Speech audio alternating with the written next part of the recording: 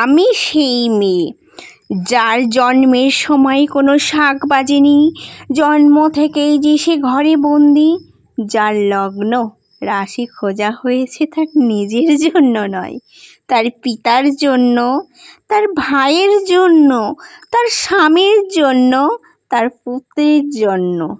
কিন্তু যার গর্ভ থেকে আমার জন্ম হয়েছে সেই মায়ের কথা বলেনি কেউ।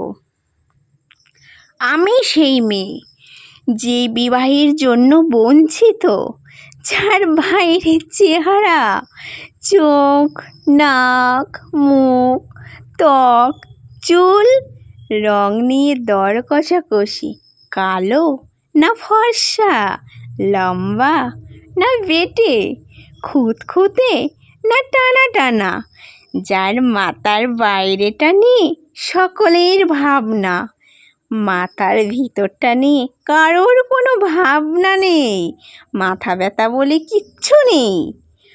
আমি সেই মেয়েটি যেই ছোটোবেলা থেকে শুনেছে জোরে জোরে কথা বলতে নেই, চেঁচাতে নেই, হাসতে নেই, এমনকি কাঁদলেও নাকি লুকিয়ে লুকিয়ে কাঁদতে হয়। আমি সেই মেয়ে যাকে বলতে নেই খিদে পেয়েছে, ঘুম পেয়েছে, ইচ্ছা করছে না, ক্লান্তি বোধ করছি, আর পারছি না। আমি সেই মেয়েটি যার খেলার জন্য হাতে তুলে দেওয়া হয়েছে পুতুল, পুতুলের আদর পাওয়ার জন্য, পুতুলের সংসার বানানোর জন্য। আমি সেই মেয়েটি 5 বছর বয়সে মালা দিয়েছি এক গঙ্গা যাত্রীর গলায়, কুলির বিড়ম্বনের অন্যতম স্ত্রী আমি। স্বামীর গর্ভে হয়েছি আমি গর্ভিণী। একাদশীর দিনে মাটির ঘর লেপতে লেপতে প্রাণ ত্যাগ করেছি। সন্তানের উপর সন্তান জন্ম দিতে দিতে যন্ত্রণায় মুখ থুবড়ে পড়েছি, জ্বলে পুড়ে মরেছি। আমি বুঝতে পারিনি চাকরির জায়গায় নিজের কাজের অধিকার দেখাতে নেই। আমি বুঝতে পারিনি আমার প্রেমিককে তার প্রেমপত্রে বানান ভুলগুলো ধরিয়ে দেওয়াটাই আমার ভুল হয়েছিল। আমি বুঝতে পারিনি আমি যদিও কবি হতে চাই, আমার বন্ধুরা বলতো ওটা কবিতা হয়নি, পত্র হয়েছে। আমি বুঝতে পারিনি যে এতদিনেও পুরুষ শাসিত সমাজ বুদ্ধিমতীদের জন্য অপ্রস্তুত।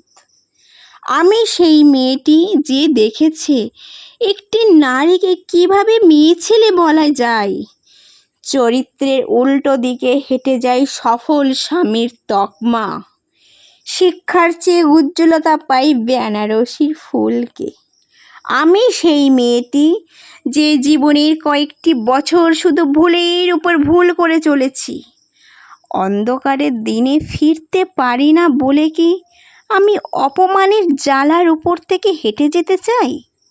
দুঃখের দিকে আমি প্রণাম জানাই সেই প্রথম আগুনকে যার নাম বর্ণ পরিচয়।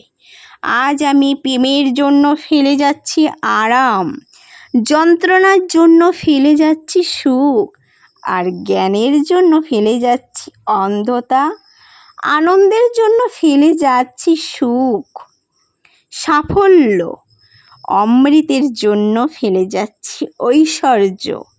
আমার হাতে জ্বলছে শিক্ষার মহা আগুন। আমি সেই মেয়েটি। আপনারা নিজের তরজ করে আমাকে চিনুন, আমাকে চিনুন। তো ফ্রেন্ডস, আজকের আমার এই বলা আমার মেয়ে কবিতাটি মাধ্যমে গল্পের ছলে আমি তোমাদেরকে বোঝাতে চেয়েছি যে আমরা মেয়েরা কত কি সহ্য করতে হয় আমাদের।